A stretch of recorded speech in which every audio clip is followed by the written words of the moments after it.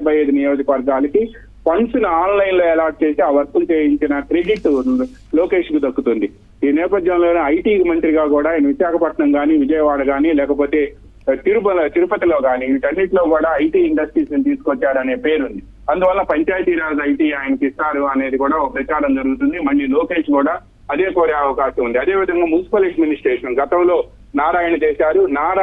పొంగూరు నారాయణని గతంలో municipal administration చేశారని రాజధానికి సంబంధించి వేటాడి వేధించింది వైసీపీ ప్రభుత్వం అని చెప్పి తెలుగుదేశంలో విస్తృతమైన అభిప్రాయం ఉంది. అందువల్ల ఆయనకు మళ్ళీ అదే శాఖ ఇచ్చి వజ్రాన్ని వజ్రంతోనే కోయాలి అన్నట్టు ఎందుకు ఆ విధంగా చేశారు, ఆరోపణలు నిజం కాదని నిరూపించడంతో పాటు తాను ఎటువంటి అవినీతికి పాల్పడలేదనే అవకాశం కూడా కల్పిస్తారు అని నేను చెప్తున్నారు.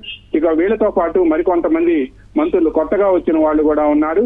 ఈ కొత్తగా వచ్చిన వాళ్ళ గుమ్మడి సంధ్యారాణి ఆమె ఎస్టీల నుంచి ఉన్నా కూడా ఆమెకు మాత్రం తప్పనిసరిగా ఈసారి కూడా అదే ఎస్టీ ఇస్తారు అని చెప్తున్నారు. ఇక దీంతో పాటు అచ్చెన్నాయుడు శ్రీకాకుళం జిల్లా టెక్కల్ నుంచి గెలుపొందారు. ఏపీ టీడీపీ అధ్యక్షుడిగా ఉన్నారు. మాజీ మంత్రి కూడా, ఆయనకు అనుభవం కూడా ఉంది. ఈ నేపథ్యంలోనే అచ్చెన్నాయుడుకు కూడా మరో కీలక శాఖ ఇచ్చే అవకాశం ఉంది. ఇక కళా వెంకట్రావుకి ఇస్తారనుకున్నారు కానీ కళా వెంకట్రావు కానీ, సోమిరెడ్డి చంద్రమోహన్ రెడ్డి, కన్నా లక్ష్మీనారాయణ, గోరంట్ల బుచ్చయ్య చౌదరి వీళ్ళందరూ కూడా, బండారు సత్యనారాయణ మూర్తి, ఇటువంటి వాళ్ళందరిలో కొంతమందికి స్పీకరు, డిప్యూటీ స్పీకరు, అదే విధంగా చీఫ్ విప్పు ఇటువంటి పదవులు కూడా ఇస్తారు అని కూడా ప్రచారం జరుగుతుంది. వాళ్ళందరినీ కూడా చంద్రబాబు పిలిపించి మాట్లాడతారు అని చెప్పారు. అదే విధంగా సవిత అనంతపురం జిల్లా పెనుగొండ నుంచి మంత్రివర్గంలో ముగ్గురుంటే గుమ్మడి సంధ్యారాణి, వంగలపూడి అనిత, అదే విధంగా అనంతపురం జిల్లా పెనుగొండ నుంచి సవిత గెలుపొందారు. ఆమె వీరోచితంగా పోరాటం చేసి గెలుపొందింది. అటువంటి ఆమెకు కురబ సామాజిక వర్గం నుంచి వచ్చినప్పటికీ స్త్రీ సంక్షేమం శాఖలకు సంబంధించి కూడా ఆమెకు ఇచ్చే అవకాశం ఉంది అని చెప్తున్నారు. ఇలా ఇక చిత్తూరు జిల్లా నుంచి కానీ, లేకపోతే అనంతపురం జిల్లా నుంచి, లేదా నెల్లూరు జిల్లా నుంచి పొంగూరు నారాయణ గురించి చెప్పుకున్నా, అదే ప్రకాశం జిల్లా నుంచి కొట్టిపాటి రవికుమార్, ఆయనను వైసీపీ ప్రభుత్వం వెంటాడి వేధించింది. ఆయనకు మైన్స్ ఉన్నాయనే ఉద్దేశంతో 200 కోట్ల రూపాయల ఫైన్ వేశారు అని, అదేవిధంగా ఆయన మళ్ళీ వైసీపీలోకి రమ్మనమంటే రాలేదు అని చెప్పి ఏకంగా ఆయన మైన్స్ నే మూసేయించారు. ఆయనకు ఫ్రెండ్స్ గా ఉన్న వాళ్ళ మైన్స్ ను కూడా మూసివేయించడంతో పాటు ఏకంగా మైన్స్ దగ్గరికి వెళ్లి ఆయనపై దాడి చేసి ఆయనపైనే కేసు పెట్టారు. ఇటు ఆయన సుప్రీంకోర్టుకు వెళ్తే గానీ ఆయనకి రక్షణ లభించలేదు. అందువల్ల ఆయనకే మైన్స్ ఇస్తారు అని కూడా, మైన్స్ అండ్ జియాలజీ ఇస్తారు అని కూడా విస్తృతంగా ప్రచారం జరుగుతుంది. కావాలనే చంద్రబాబు నాయుడు ఆయన కేబినెట్ లోకి తీసుకోవడంతో పాటు పార్టీ అంటే కమిట్మెంట్, చంద్రబాబు అంటే లాయల్టీ ఉంది కాబట్టి ఆయనకు మళ్ళా మైన్స్ అండ్ జియాలజీ ఇస్తారు అని కూడా ప్రచారం జరుగుతుంది. ఇక్కడ రామారావు అయితే ఇక్కడ 2-3 అంశాలు. ఒకటి, అప్పుల పాలైపోయింది ఆంధ్రప్రదేశ్, ఎక్కడెక్కడి నుంచి అప్పులు తెచ్చారు. నిన్న చంద్రబాబు నాయుడు ఎల్పీ మీటింగ్ లో కూడా, ఎన్డీఏ ఎల్పీ మీటింగ్ లో కూడా మాట్లాడుతూ ఇదే అన్నారు, ఎక్కడ తెచ్చారో ఏమేం తాకట్టు పెట్టారో తెలియదు అనే పదాలు వాడారు కదా. సో వీటితో ఈ అప్పులు ఎక్కడి నుంచి తెచ్చారు, ఈ ఆర్థిక క్రమశిక్షణ రాహిత్యాన్ని సెట్ చేసుకుంటూ మళ్ళీ కొత్త అప్పుల కోసం ఢిల్లీ చుట్టూ తిరగాల్సి వస్తుంది. సో ఇది ఒక కీలకమైన శాఖ ఇప్పుడున్న పరిస్థితుల్లో.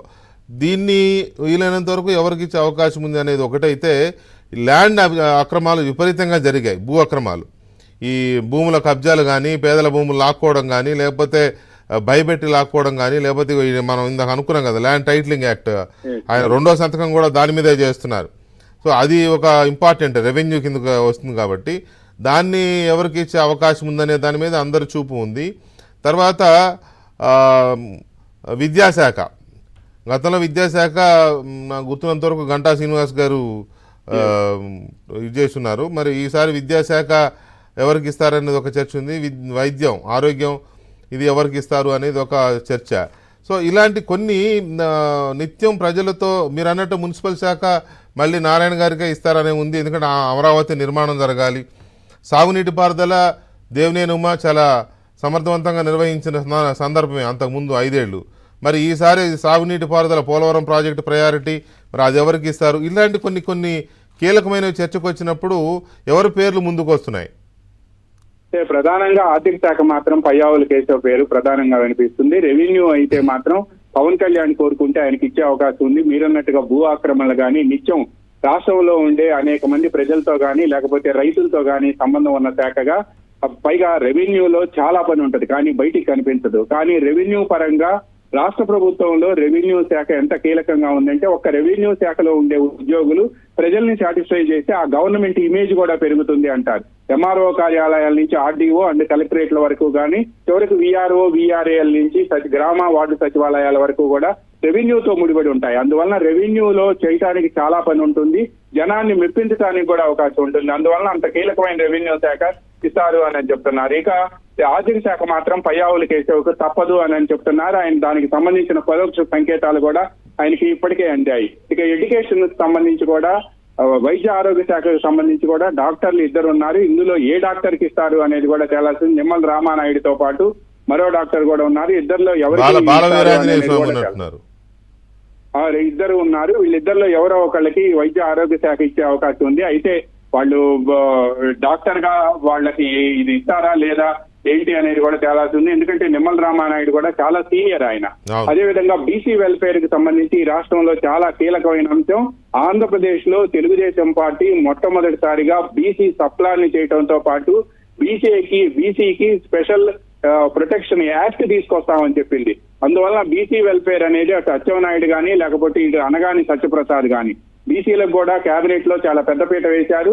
అనగాని సత్యప్రసాద్ ఆర్ అచ్చెన్నాయుడు ఇటువంటి వాళ్ళకు కూడా ఇచ్చే అవకాశం ఉంది. ఎందుకంటే బీసీలకి ఈ వైసీపీ ప్రభుత్వం అధికారంలోకి వచ్చిన తర్వాత 2019 నుంచి 2024 వరకు కూడా ఎటువంటి ఉపయోగం జరగలేదు అని 2019లో వైసీపీకి వేసిన బీసీలు కూడా ఈసారి టోటల్ గా 75% వరకు కూడా తెలుగుదేశం వైపు మొగ్గారని వాళ్ళు పుట్టిల్లు తెలుగుదేశం అని చెప్పి కూడా బీసీకి సంబంధించిన మంత్రులంతా కూడా ఈ రోజు ఏబిఎన్తో మాట్లాడుతూ చెప్పారు. అందువల్ల అత్యంత కీలకమైన బీసీ వెల్ఫేర్ అనేది ఎవరికి ఇస్తారు? వీళ్ళిద్దరిలో ఎవరో ఒకరికి వచ్చే అవకాశం ఉంది. అనగాని సత్యప్రసాద్ కూడా సీనియర్ ఎమ్మెల్యే, అచ్చెన్నాయుడు కూడా చాలా సీనియర్ ఎమ్మెల్యే.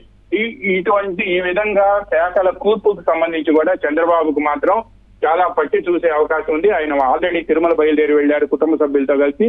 రేపు ఉదయం శాఖ పోర్టుఫోలియోలు ఇచ్చే అవకాశం ఉంది అని అన్నారు. రేపు సాయంత్రం 4:41 గంటలకు ఆయనకు సచివాలయంలో పదవి బాధ్యతలు స్వీకరిస్తుండటంతో ఆయన సచివాలయానికి వెళ్లే లోపే ఈ పోర్టుఫోలియోస్ అన్ని కూడా అనౌన్స్ చేసి వెళ్తారు అని చెప్తున్నారు Venkatakrishna. Right, thank you very much Ramarao. సంతకాలు కూడా రేపు 4 గంటల తర్వాత ఆయన సచివాలయానికి వస్తారు. సచివాలయానికి వచ్చి బాధ్యతలు తీసుకుని అక్కడ తన కార్యాలయంలో కూర్చుని మొదటి ఫైల్గా ఈ మెగా డిఎస్సి సంబంధించిన ఫైల్ తొలి సంతకం, రెండవది ల్యాండ్ టైటిలింగ్ యాక్ట్ రద్దు చేయడం రెండవ సంతకం, మూడవ సంతకం కింద అన్నా క్యాంటీన్ల పునరుద్ధరణ నాలుగవ సంతకం, అలాగే స్కిల్ సెన్సెస్ నైపుణ్య గణన అని ఈ మధ్య ఆయన తీసుకొచ్చిన కొత్త కార్యక్రమం ఏదైతే